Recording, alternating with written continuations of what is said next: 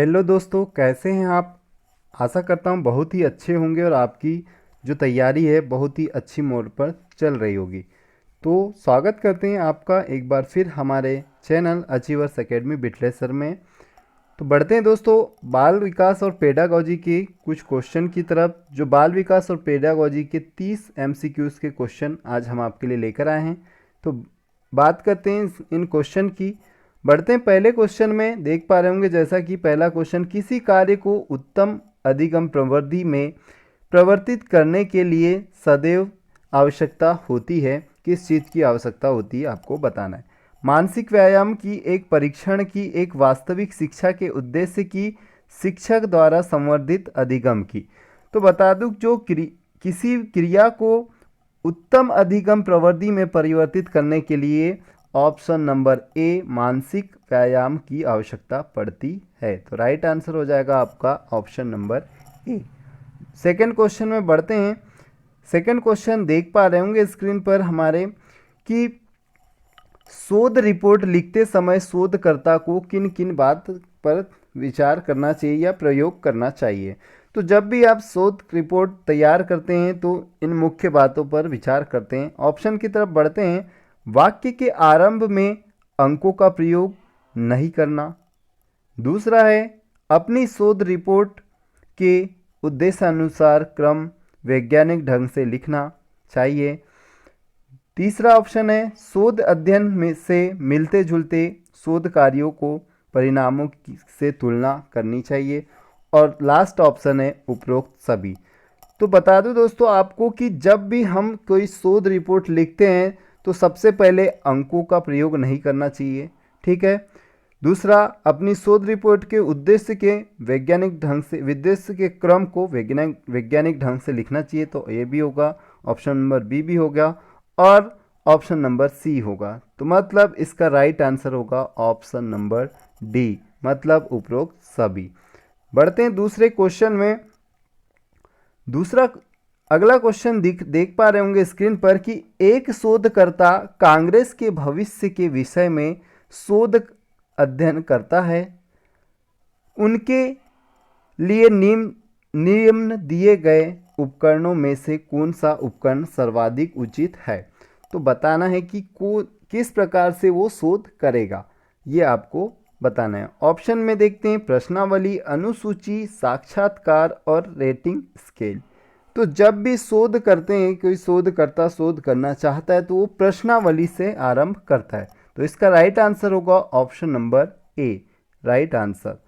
अगला question screen पर देख पा रहे होंगे, प्रश्न नंबर 4, शिक्षक शिक्षिका बनने पर मेरा प्रयास होगा कि अगर आप शिक्षक या शिक्षिका बन जाते हैं किसी भी स्कूल के तो आपका पहला प्रयास क्या होना चाहिए, आपको बताना है। तो ऑप्शन की तरफ बढ़ते हैं। प्रधान अध्यापक या प्राचार्य मेरी रुचि के इस अनुकूल कार्य प्रदान करें, या मेरे विचारों के महत्व प्रदान करें, या मेरा यथोचित सम्मान करें, या मुझे आवश्यक मार्गदर्शन प्रदान करें।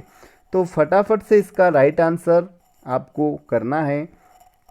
तो इसका राइट आंसर होगा ऑप्शन नंबर ए, मतलब कि जो आपके प्रधान आचार्य है मेरी रुचि के अनुकूल ज्ञान प्रदान करे। ठीक है दोस्तों। अगला क्वेश्चन देख पा रहे होंगे स्क्रीन पर कि भारत का सबसे साक्षर प्रदेश है। बहुत ही महत्वपूर्ण क्वेश्चन हो जाता है ये एग्ज़ाम की दृष्टि से। तो ऑप्शन में बढ़ते हैं पंजाब, मध्य प्रदेश, कर्नाटक, केरल। तो इसका राइट आंसर है ऑप्शन नंबर डी, भारत का सबसे सर्वाधिक जो शिक्षित राज्य कहा जाता है वो है केरल, जहां शिक्षा का बहुत ही ज़्यादा प्रसार है। अगला क्वेश्चन स्क्रीन पर देख पा रहे होंगे, प्रश्न नंबर 6वां, एक विद्यालय के प्रधानाचार्य को किस प्रकार के मतलब एक विद्यालय के प्रधानाचार्य को किस प्रकार से देखते हैं। तो ऑप्शन की तरफ बढ़ते हैं। पूर्ण स्वतंत्रता है कि वह अपने निर्णयों को कठोरतापूर्वक विद्यालय में लागू करें, दूसरा ऑप्शन, चाहिए कि जो भी निर्णय ले वह अध्यापक के साथ विचार विमर्श के उपरांत ही लें, वह शिक्षकों की स्वतंत्रता में बाधा न डाले और वह सदैव शिक्षकों के हित में कार्य करे। तो अगर आपको किसी विद्यालय का प्राचार्य बना दिया जाए तो आप किस प्रकार की पहल करेंगे? तो बता दूं कि राइट आंसर होगा इसका ऑप्शन नंबर बी, निर्णय ले वह विद्यालय के साथ विचार विमर्श के उपरांत ही ले। तो option number B is correct answer. अगले क्वेश्चन में बढ़ते हैं। 7वां नंबर का क्वेश्चन है, विभिन्न राज्यों में से विज्ञान के प्रतिभाशाली बालकों के पहचान करने के लिए जिस परीक्षा का आयोजन किया जाता है उसे कहते हैं। किस परीक्षा का आयोजन किया जाता है? नेट परीक्षा, स्लॉट परीक्षा, STS परीक्षा या गणित ओलंपियाड परीक्षा? तो राइट आंसर होगा इसका ऑप्शन नंबर सी, मतलब STS परीक्षा, STS परीक्षा। बढ़ते हैं अगले क्वेश्चन में। अगला क्वेश्चन है, अनौपचारिक शिक्षा की व्यवस्था की गई है। अनौपचारिक शिक्षा और औपचारिक शिक्षा। तो अनौपचारिक शिक्षा के लिए ऑप्शन हैं 6 से 11 वर्ष के बालकों के लिए, 9 से 14 वर्ष के बालकों के लिए, 15 से 35 वर्ग के बालकों के लिए या उपयुक्त में से किसी के लिए नहीं।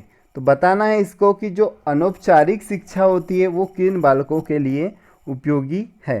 तो बता दूं, जो 9 से 14 वर्ष के जो बालक होते हैं, option number B is correct, इनके लिए ये अनौपचारिक शिक्षा की व्यवस्था की गई है। पढ़ते हैं अगले क्वेश्चन में। अगला क्वेश्चन है, महात्मा गांधी ने जिस शिक्षा व्यवस्था का समर्थन किया था वह कहलाती है। कौन सी महात्मा गांधी जी ने जो शिक्षा व्यवस्था की समर्थन किया वो कौन सी शिक्षा है? बता, ऑप्शन की तरफ बढ़ते हैं। बाल केंद्रित शिक्षा, मनोवैज्ञानिक आधारित शिक्षा, मूलभूत शिक्षा या कार्योन्मुखी शिक्षा? तो इसका राइट आंसर है ऑप्शन नंबर सी की मूलभूत शिक्षा। महात्मा गांधी जी ने जिस शिक्षा की व्यवस्था की थी वो कौन सी शिक्षा है? मूलभूत शिक्षा। अगला क्वेश्चन है, किस काल में नालंदा शिक्षा का महत्वपूर्ण केंद्र था? कौन से काल में? बहुत ही बेहतरीन क्वेश्चन है कि नालंदा विश्वविद्यालय कहाँ पर है, ये भी एक क्वेश्चन बनता है। दूसरा क्वेश्चन ये बनता है कि नालंदा विश्वविद्यालय किस काल में? तो बहुत ही शानदार क्वेश्चन है आज का ये। तो बता दूं दोस्तों कि वैदिक, ऑप्शन में देख रहे हैं वैदिक काल, बौद्ध काल, मुगल काल या ब्रिटिश काल? तो जो नालंदा शिक्षा का महत्वपूर्ण केंद्र बौद्ध काल से ही है। ठीक है, तो ऑप्शन नंबर बी इसका करेक्ट आंसर होगा। बढ़ते हैं अगले क्वेश्चन में। अगला क्वेश्चन है, आपके विचार से एक योग्य प्रधानाचार्य में निम्न में से किस गुण का होना आवश्यक है? वह उच्च अधिकारियों तथा प्रबंध तंत्र से जुड़े व्यक्ति को प्रसन्न रख सके। दूसरा, समय समय पर अध्यापक अभिभावक सम्मेलन आयोजित करे एवं विद्यालय के गुणात्मक विकास हेतु सुझाव आमंत्रित करे। तीसरा, अपने कार्य में दक्ष हो। चौथा, उपयुक्त में से कोई नहीं। तो आपको इसका राइट आंसर करना है। क्या होगा इसका राइट आंसर? तो राइट आंसर है option number B, option number B कि समय समय पर अध्यापक अभिभावक सम्मेलन आयोजित करें एवं विद्यालय में गुणात्मक विकास हेतु सुझाव आमंत्रित करें। बिल्कुल, हम किसी भी विद्यालय के अगर प्राचार्य होते तो यही करते कि जो पालक है उन एक मीटिंग अरेंज करते, पेरेंट्स मीटिंग, और उसके माध्यम से हम उनके सुझाव लेते। ठीक है दोस्तों, बढ़ते हैं अगले क्वेश्चन में। अगला क्वेश्चन है कि आपकी कक्षा में सुंदर किशोरी पढ़ती है। अध्यापक के रूप में आप उसके साथ व्यवहार करेंगे। किस प्रकार का व्यवहार करेंगे आपको बताना है। सामान्य, निष्पक्ष, अच्छा, अपनी ओर आकर्षित करना। तो इसका राइट आंसर होगा हम सभी बच्चों को एक ही नज़र से देखना चाहिए, मतलब निष्पक्ष व्यवहार करना चाहिए। तो option number B is correct. अगला क्वेश्चन है, आपकी कक्षा में 2-4 गुंडे प्रकार के छात्र हैं। अध्यापक के रूप में आप उनके साथ संबंध रखेंगे। बहुत घनिष्ठ, सामान्य, सुधारात्मक, विदेशपूर्ण। तो आप किस प्रकार का उनके साथ व्यवहार करेंगे? ये 4 छात्र हैं विद्यालय में, ये बहुत ही उद्यमी प्रकार के हैं और आप टीचर हैं, तो इनके साथ किस प्रकार का व्यवहार करेंगे? तो आपको हमेशा किस प्रकार का व्यवहार करना है? तो व्यवहार करेंगे आप ऑप्शन नंबर सी, सुधारात्मक। अगला क्वेश्चन है, अध्यापक तथा छात्रों के मध्य मधुर अंत व्यक्तित्व संबंध छात्रों की शैक्षणिक निष्पत्तियों को प्रभावित करते हैं। ऑप्शन अनुकूल दिशा में, प्रतिकूल दिशा में, किसी भी तरह नहीं और कभी कभी। तो इसका राइट आंसर होगा ऑप्शन नंबर ए कि अनुकूल दिशा में। अगला क्वेश्चन है, अध्यापक के रूप में आप विद्यालय में काफ़ी शोर करते हैं क्योंकि प्रधान अध्यापक के आप अत्यंत प्रिय हैं, आपके पास बहुत ट्यूशन है, आपकी कोई नहीं सुनता, प्रधान अध्यापक आपकी ओर ध्यान नहीं देते। तो किस प्रकार, मतलब आप अध्यापक तो हैं लेकिन बहुत ज़्यादा शोर करते हैं, तो इसका कारण क्या है? तो राइट आंसर होगा इसका ऑप्शन नंबर सी, आपकी कोई नहीं सुनता। अगले क्वेश्चन में बढ़ते हैं। अगला क्वेश्चन,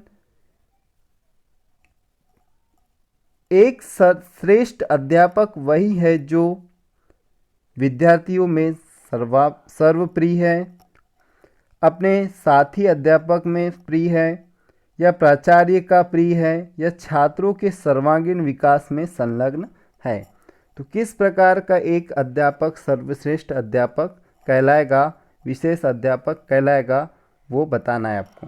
तो इसका राइट आंसर होगा ऑप्शन नंबर डी, मतलब कि छात्रों के सर्वांगीण विकास में संलग्न है। बिल्कुल आप अपना 100% देंगे तो आप बच्चों में लोकप्रिय हो जाएंगे।